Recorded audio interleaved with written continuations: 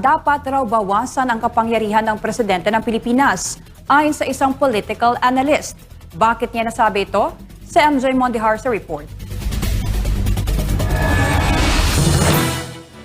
Ang Pilipinas ngayon ay nasa ilalim ng de facto martial law. Hindi man deklarado, pero nararamdaman. Marami ay tahimik dahil sa takot na makasuhan, dahil nakikita na ang mga kritiko ng administrasyon ang mga unang sinasampahan ng kaso habang ang ibang mga kaalyado ay hinahayaan. Ganyan nilarawan ni Batangas 1st District Representative Leandro Leviste ang kalagayan ngayon ng bansa. Ganito din ang pananaw ng ilan sa ating mga kababayan. Kasi feel ko parang hirap mamuhay sa Pilipinas ngayon.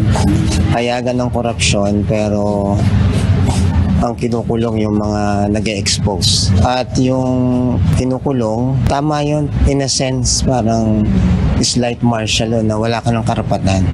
Siguro semi parang ganun. Kasi sa dami ng issue natin sa ngayon, hindi mo maintindihan ng politics kung sino bang tama o sinong mali. Sa ilalim ng 1987 Constitution, ang Pangulo ng Pilipinas ang pinakamataas na pinuno ng bansa. Siya ang Chief Executive o tagapagpatupad ng batas at Commander-in-Chief ng buong militar. Kabilang din sa kanyang kapangyarihan ang pagdideklara ng martial law kung kinakailangan. Ngunit para sa political analyst na si Professor Eric De Torres, masyadong mabigat ang kapangyarihang hawak ng isang tao sa ilalim ng presidential system. Hindi akma yung presidential system na meron tayo sa kulturang meron tayo. Una sa lahat, yung presidente, kung titignan natin sa presidential system, is head of both the state and the government. Sa kasalukuyang batas, hawak ng presidente ang kontrol sa lahat ng ahensya ng gobyerno at ang pagpili rin ng mga opisyal nito.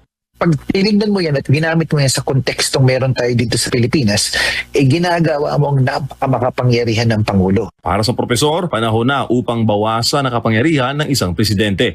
So dapat ano yung kailangan mong gawin? I-decongest mo yung kapangyarihan ng Pangulo. Dapat iba yung head of state, iba din yung head of the government, which is the Prime Minister. Ipinaliwanag ni De Torres na sa parliamentary system, mas mabilis palitan ang mga pinunong non-performing. Sa kasalukuyang saligang batas naman, impeachment lamang ang tanging paraan para matanggal ang isang Pangulo na isang mahaba at mahirap na proseso. Ang Prime Minister is technically the caretaker of the government. Meron silang principle na tinatawag na primus inter pares, which means first among equals. Hindi pwedeng sabihin ng Prime Minister na mas mataas siya kumpara sa ibang mga mabatas kasi technically siya yung chair lamang or caretaker ng government.